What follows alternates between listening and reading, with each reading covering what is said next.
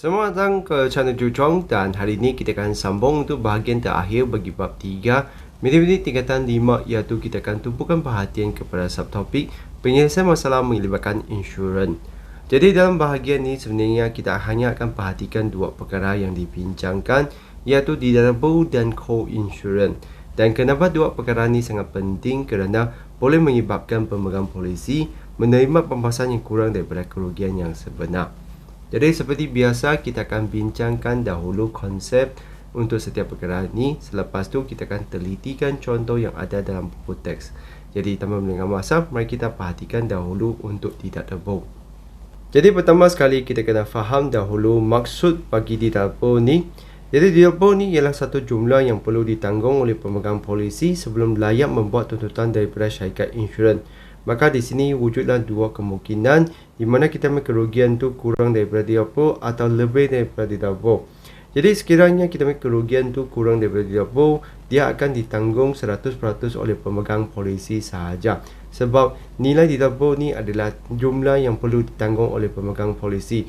Kalaulah kita punya kerugian tu kurang daripada deductible, semestinya hanya pemegang polisi yang akan tanggung kerugian tersebut. Jadi apabila kita punya kerugian tu lebih daripada deductible, dia akan bahagikan kepada dua pihak, di mana pemegang polisi hanya tanggung bahagian deductible, manakala yang selebihnya akan ditanggung oleh syarikat insurans.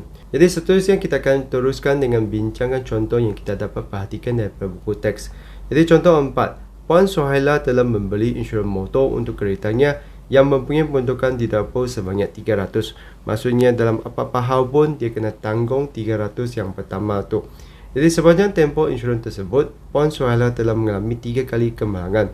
Kerugian yang dialami adalah pada bulan Mac, Julai dan Ogos, masing-masing dengan 2,800, 250 dan 400. Nyatakan sama ada Puan Suhaila boleh membuat tuntutan terhadap kerugian yang dialami atau tidak. Jika ya, nyatakan jumlah bayaran papasan yang boleh dituntutnya bagi setiap kerugian yang dialami. Jadi di sini agak mudah aja, kita hanya perlu perhatikan adakah kerugian yang dialami itu lebih daripada deductible. Kalau lebih, barulah kita dapat tuntutkan yang selebihnya dengan pihak syarikat insurans. Jadi kita semestinya kena tanggung 300 yang pertama itu.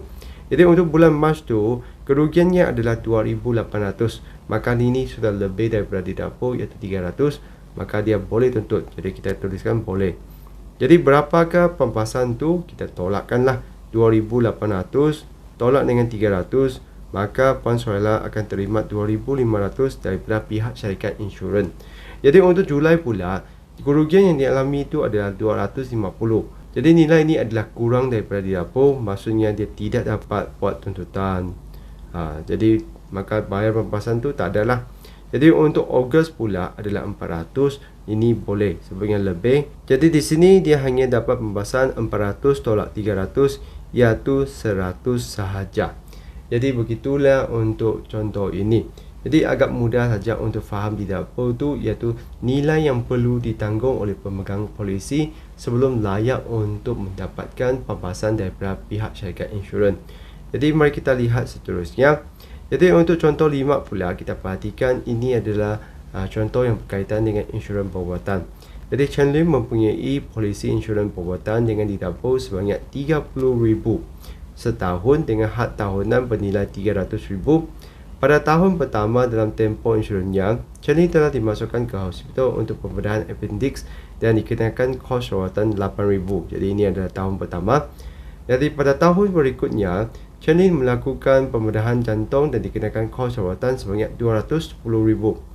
Nyatakan jumlah yang perlu ditanggung oleh Chen Lin dan jumlah yang dibayar oleh syarikat insurans bagi tahun pertama dan tahun kedua tempoh insurannya. Jadi untuk tahun pertama, kos rawatan tu adalah 8,000. Jadi kos 8,000 ni adalah kurang daripada deductible 30,000, maka dia perlu ditanggung oleh pemegang polisi 100%, iaitu 8,000. Jadi untuk tahun kedua pula, kos rawatan tu adalah 210,000. Jadi ini semestinya lebih daripada kita punya 30,000 lah. Jadi jumlah yang perlu ditanggung oleh Chen Lin tu adalah bahagian deductible sahaja, iaitu 30,000. Maka jumlah yang dibayar oleh pihak syarikat insurans tu adalah kita tolakkan kos rawatan tu dengan deductible. Maka di sini pihak syarikat insurans tu akan bayar 180,000. Jadi begitulah untuk contoh ini, iaitu pendek kata didapur tu adalah bahagian yang perlu ditanggung oleh pemegang polisi sendiri. Kalau kerugian kita tu kurang daripada didapur, maka pemegang polisi sendiri yang akan tanggung. Kalau lebih, barulah pihak syarikat insurans memberi pembahasan untuk nilai yang ditolak dengan didapur tu. Jadi macam itulah untuk didapur. Jadi seterusnya pula kita akan lihat untuk co-insurance. Jadi apa maksud co-insurance tu adalah perkongsian bersama kerugian antara syarikat insurans dengan pemegang polisi. Jadi biasanya dia akan wujud dalam bentuk peratusan lah. Contohnya 90, 10, 20, 80 dan sebagainya. Dan dia memang akan dinyatakan dalam polisi insurans. Jadi untuk co-insurance ni, apakah jenis insurans yang dibincangkan adalah insurans harta dan insurans kesihatan. Dan dalamnya kita akan nampak ada sedikit perbezaan, iaitu untuk insurans harta tu, co-insurance tu akan digunakan untuk pengiraan yang berbeza berbanding dengan insurans kesihatan. Maka kita kena bincangkan secara berasingan lah. Jadi pertama sekali kita akan bincangkan dahulu co-insurance dalam insurans harta. Jadi co-insurance di sini bermaksud pemegang polisi itu perlu menginsurankan hartanya pada suatu jumlah tertentu. Jadi jumlah itu akan dipanggil sebagai jumlah insurans yang harus dibeli itu. Jadi di sini kita akan gunakan peratusan co-insurance tu darab dengan nilai boleh insurans harta. Jadi ini adalah untuk carikan insurans yang harus dibeli oleh pemegang polisi tersebut. Jadi di sini wujudlah 3 situasi yang mungkin di mana sama ada pemegang polisi itu membeli insurans penuh. Jadi membeli insurans penuh tu maksudnya dia membeli insurans yang harus dibeli itulah. Jadi di sini apabila ada sesuatu kerugian tu berlaku, bayaran pembahasan tu kita akan nampak adalah jumlah kerugian tolak dengan didapur. Jadi di sini tetap ada didapur juga. Itu kenapa kita perlu faham dahulu didapur sebelum anda lihat co-insurance.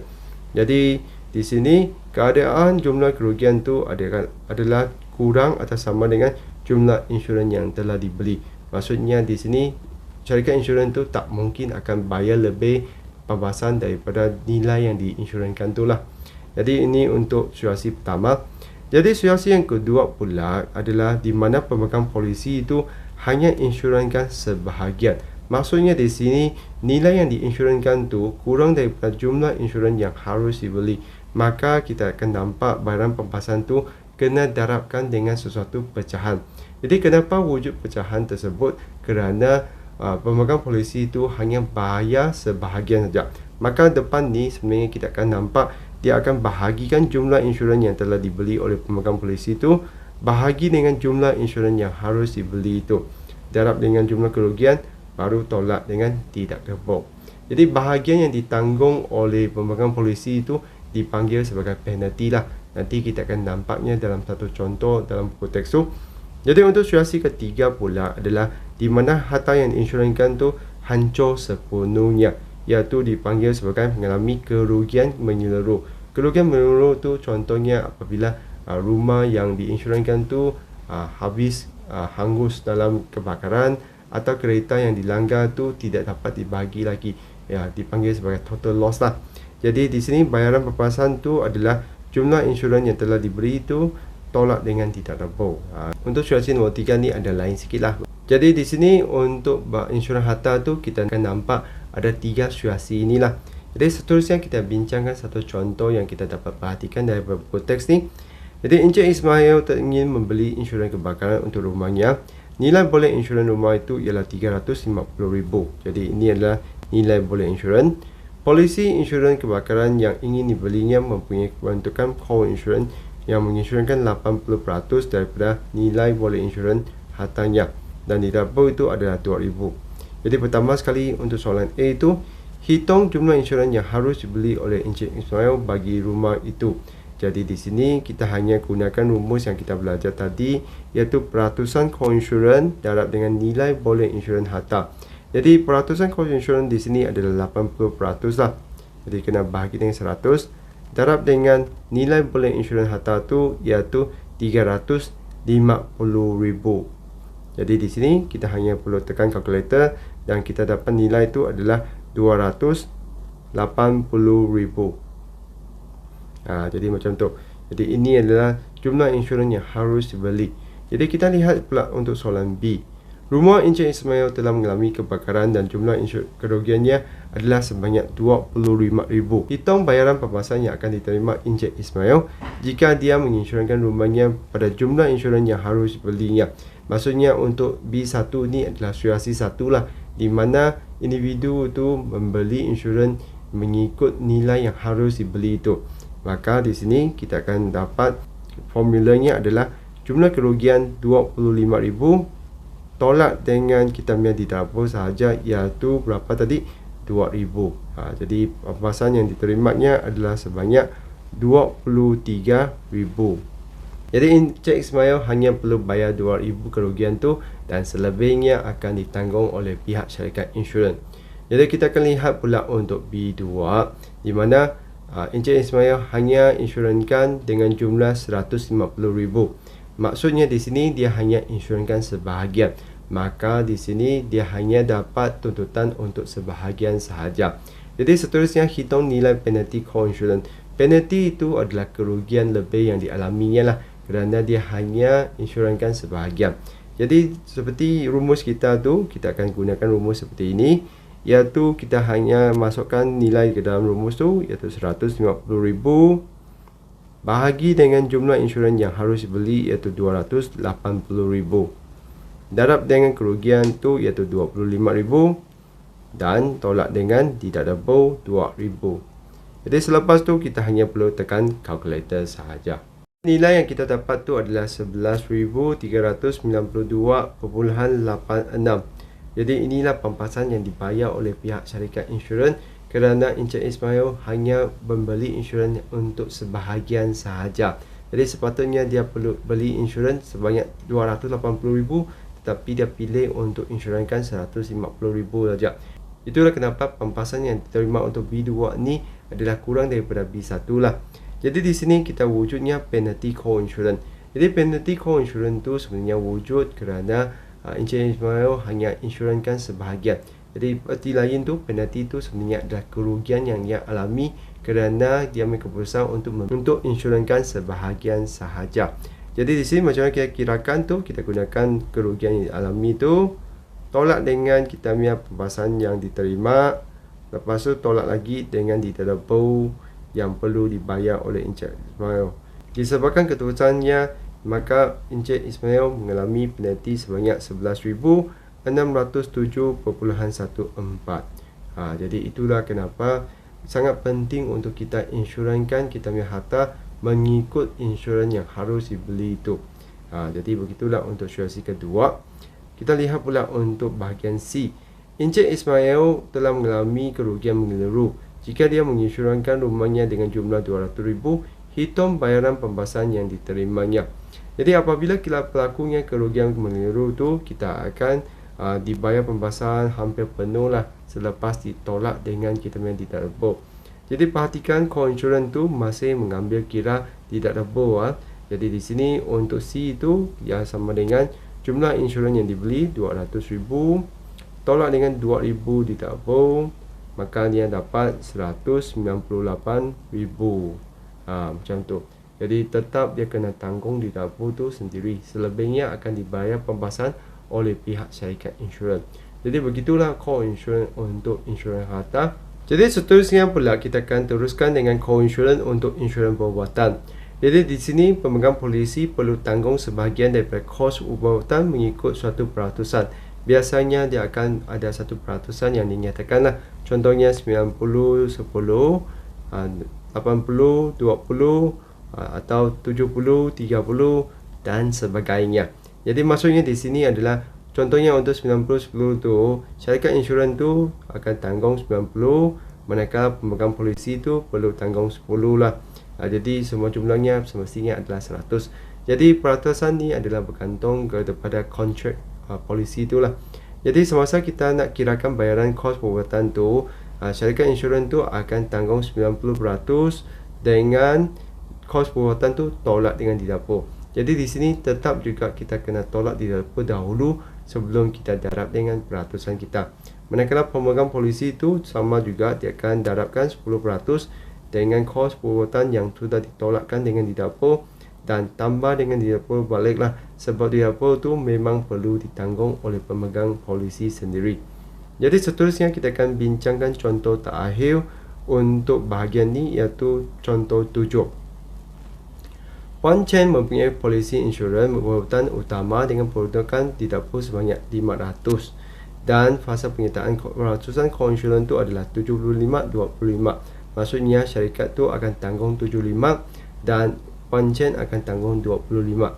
Hitung bayaran kos yang ditanggung oleh syarikat insurans dan Puan Chen sendiri jika kos perbuatan yang dilindungi polisinya berjumlah 20,600.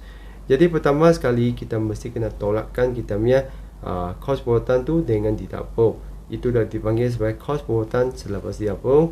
Jadi kita tolakkan. Jadi nilai yang kita dapat tu adalah 20,100.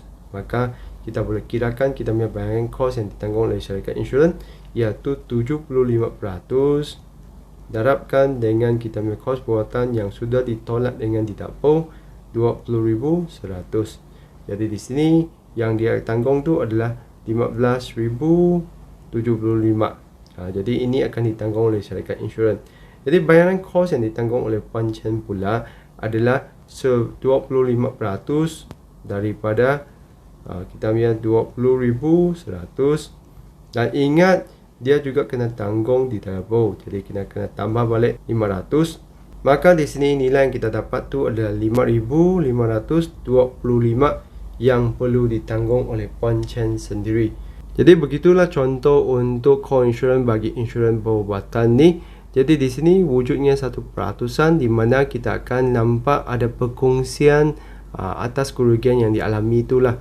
Jadi inilah dipanggil sebagai co-insurans. Jadi saya imbas kembali apa yang kita sudah belajar dalam bahagian ni, iaitu pertama sekali adalah didapur. Jadi didapur tu adalah nilai yang perlu ditanggung oleh pemegang polisi sebelum layak untuk menuntut pempasan daripada syarikat insurans.